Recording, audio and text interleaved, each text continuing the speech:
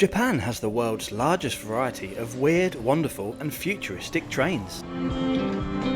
Everything from funky limited expresses, 320km/h bullet trains, old restored diesel rail cars with new funky interiors, and even Hello Kitty and Pokemon themed trains. The great thing about most of these is their regular services which don't cost the earth to book and are even available with little or no supplement on most of Japan's great value rail passes. We'll be riding one of those such trains today, so come along with me and let's experience JR Kyushu's stunning 36+3 Luxury Limited Express. This video is in partnership with Klook.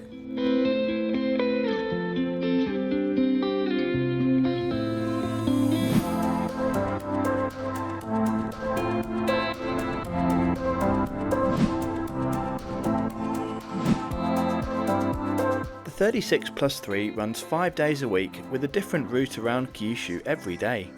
Today we're on the Saturday route, which runs from Miyazaki up the east coast to Oita and Beppu. I spent last night in Miyazaki, and what a very chilled out and beautiful place it is. It's also home to the Kyushu Science Centre, with this full-scale replica of Japan's first ever homegrown rockets, which are used to launch satellites. Heading to the station now, and you'll find many bus stops in a semicircle outside the main entrance. There is also a pick-up and drop-off area, as well as a taxi rank. Next door is a large shopping centre. A station first opened on this site in 1913, but it was completely destroyed in World War II by Allied bombings in 1945. This current station building dates back to 1993 and comprises a variety of shops, food outlets and other retail stores inside. Everything is clearly signposted in both Japanese and English. I love these little local information signs, they're so handy when orientating yourself in a new place. Another staple of Japanese train stations is luggage storage lockers. As I'd booked online through Klook, who issue a PDF e-ticket, I didn't need to collect any physical ticket on this occasion. However, be aware that if you're using either the JR National or Kyushu Rail Pass, you will need to collect your seat reservation ticket to show along with your pass. You can do this from the green automatic ticket machines seen here, or from the staff ticket office.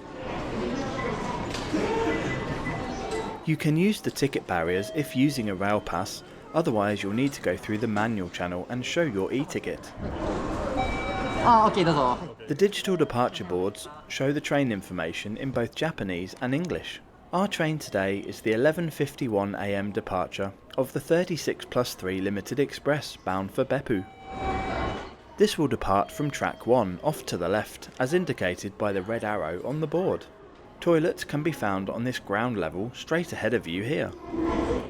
The whole station is step-free and the platforms can be accessed by lift, seen here, or by escalator.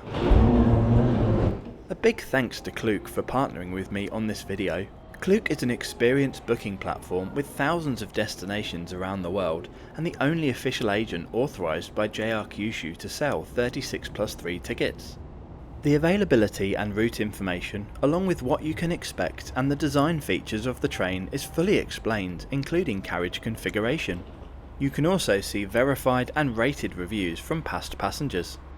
Their super easy to use website and app shows you all the booking options and guides you through from start to finish. You can select your class of travel, choose your route and date, and then easily make your booking in one of 12 languages and 40 currencies, with the tickets being emailed directly to you. If you want to book this or any other experience, then Klook are offering my viewers a special 10% discount up to 3 times for new customers. Visit the Klook website or download the Klook app using the link below and use code NONSTOP to book your experience today. Here comes our train, pulling in now. It is formed of a highly modified 6-car 787 series electric multiple unit and comprises private compartment and green car or first class accommodations only. It looks absolutely immaculate in its striking all-black livery with golden logos and lettering. We'll be travelling in one of the private compartments in Coach 2 today. A quick flash of my Klook e-ticket to the carriage attendant and I'm on board. There is a small step up from platform to train and a ramp is available if required. This whole coach only has 4 compartments, 3 6-seater ones like we'll be in today and the accessible one which we'll check out later on. My first impressions are amazing, it looks absolutely stunning. Luggage can be stored at the end of the coach in this large locker. Before we depart, let's check out today's route up the eastern coast of Kyushu. The train starts from Miyazaki Airport, but we'll pick it up at the central station and make 3 cultural and scenic stops en route, and then you can choose to alight at either Oita or Beppu.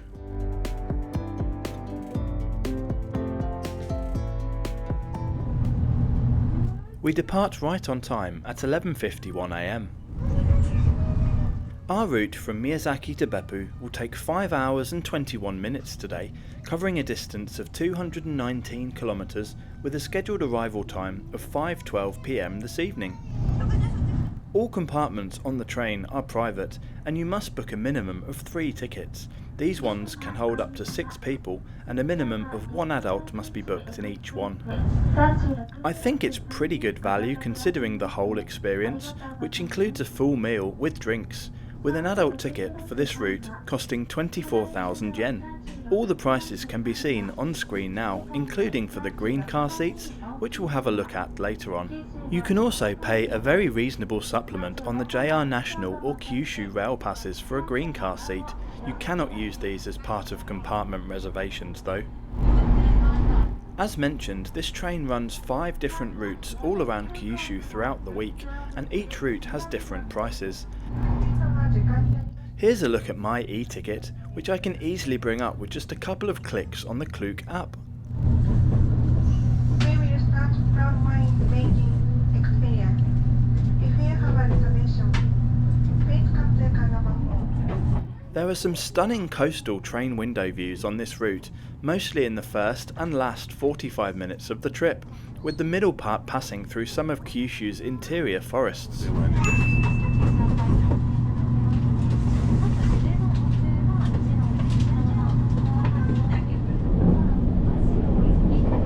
Okay, let's check out our compartment in more detail.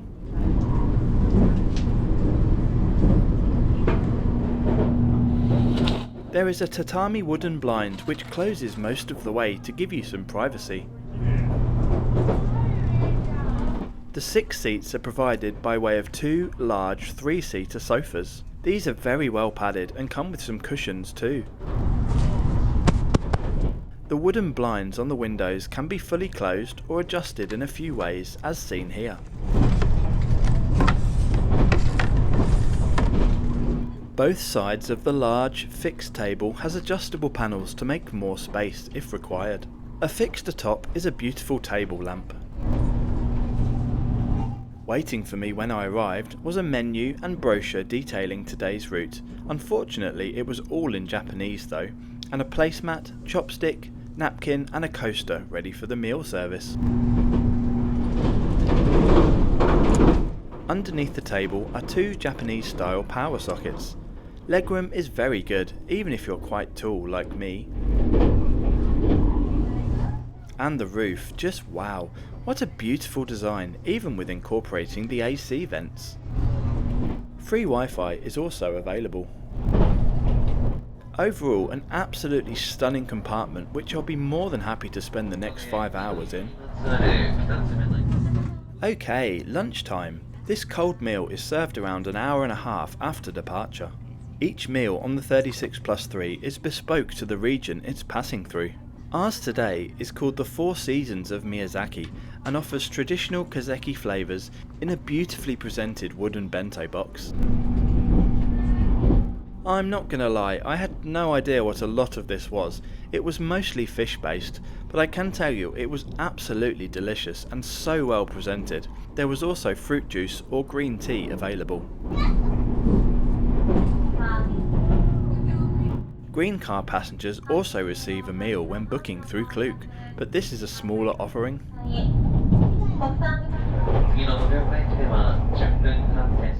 After finishing my lunch, we are now approaching the first cultural event of the day at Nobeoka.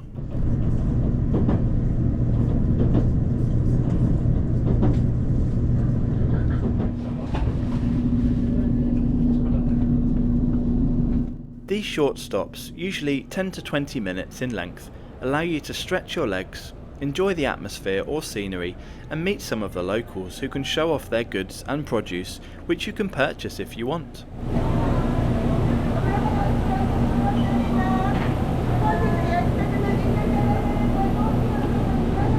While we're stopped, let's take this opportunity to check out some of the other compartments. These smaller ones in Coach 1 are designed for 4 people and have tatami wood flooring, which you must remove your shoes to enter.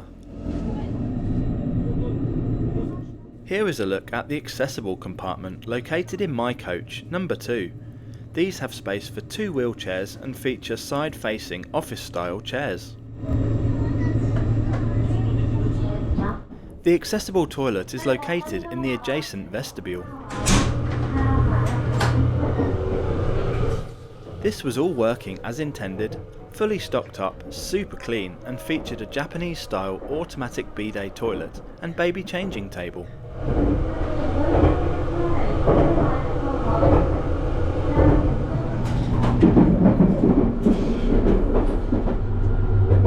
There were also regular small toilets throughout the train, which were likewise in a great condition. Other seating options on the train are these 2-person compartments in Coach 3. These have a curtain for privacy and are all in a 1+1 bay layout by the windows. Beyond these is the dining car, which sells a large selection of beverages including alcohol, hot drinks and snacks, along with many unique 36+3 souvenirs.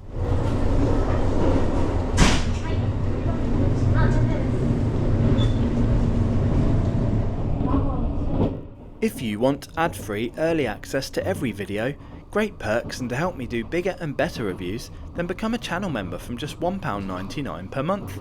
Just click the link above now or the join button in every video. Thank you! Coach 4 is home to the lounge, where more souvenirs available for purchase can also be found.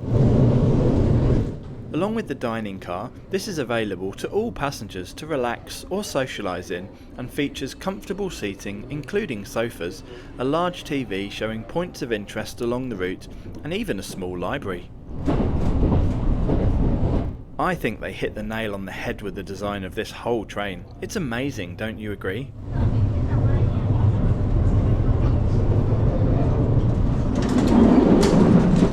Moving through to coaches 5 and 6, this is where you'll find the green car seating, which is arranged in a 2+1 configuration. As you can see, it's super quiet in here today, which made for a lovely atmosphere. The seats are extremely comfortable, and the coaches follow the design features of the rest of the train, albeit with slightly less extravagance. Anyway, I grabbed a delicious 39 signature beer on the way back to my seat as we cross into the Oita prefecture and approach today's second cultural stop. This is at Sotaro, located on a remote hillside. This is Kyushu's least used station, with an average of just 1 passenger per day on regular services. There is no event here, but you get 10 minutes to have a walk around in the fresh air, take some photos from the platform or the footbridge, and appreciate the stunning Kyushu forest landscapes. The reason the 36+3 train is so called is because Kyushu is the 36th largest island in the world and the 3rd largest in Japan. The 3 is also said to stand for surprise, good impressions and happiness, which is the service's motto. 10 minutes further up the line and we're now at Shigeoka, today's final cultural stop, where we will be for 25 minutes. Here we get to meet the friendly villagers and sample their local produce and peruse their local goods.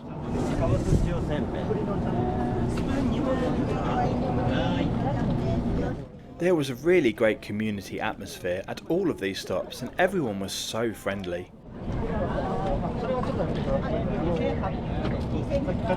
This included the staff, who was super happy to play photographer, even providing some dressing up clothes for the kids.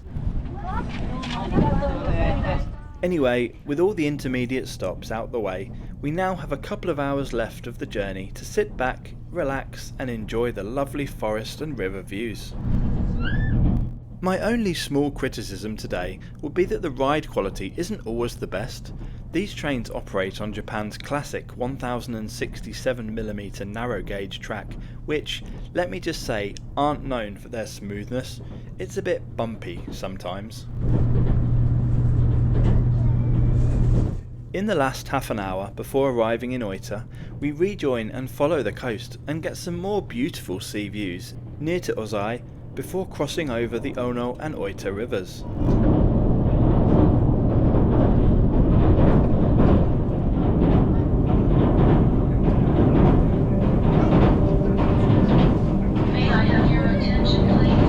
As mentioned, you have a choice of whether you want to alight at Oita or continue a little further up the line to Beppu, where I'll be finishing my journey today.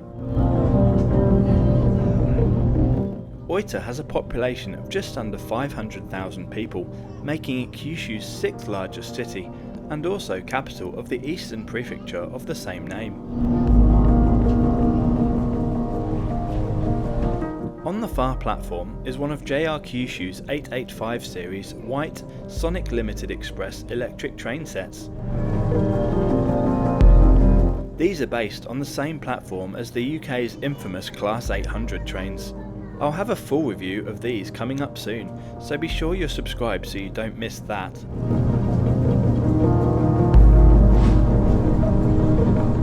Anyway, back on the coast and it's now just 15 minutes to our final destination, so let me take this opportunity to summarise this day trip on JR Kyushu's 36+3 limited express service from Miyazaki to Beppu. I had an absolutely fantastic day. This train is so luxurious and the whole experience is tailored for maximum enjoyment and relaxation from start to finish. From the beautifully appointed, comfortable and clean train to the delicious food, interesting cultural stops and the amazing staff, they were all just superb. I'd highly recommend, if you're planning a trip to Kyushu, then to put the 36+3 down on your to-do list. And let me just take this opportunity to thank Klook for partnering with me on this video. Remember, you can get a 10% discount up to 3 times on this or any other of their thousands of experiences worldwide by using my special discount code NONSTOP. Visit the Klook website or download the app today.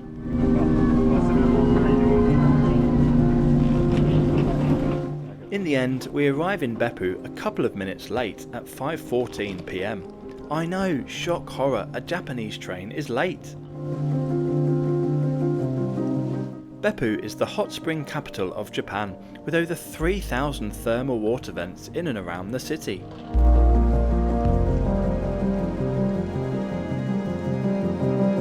Have you been on any luxury limited expresses in Japan before? If so, which ones and on which routes? How did you find them? Let me know in the comments below. Don't forget to subscribe and thanks for watching to the end, and I'll see you in the next video.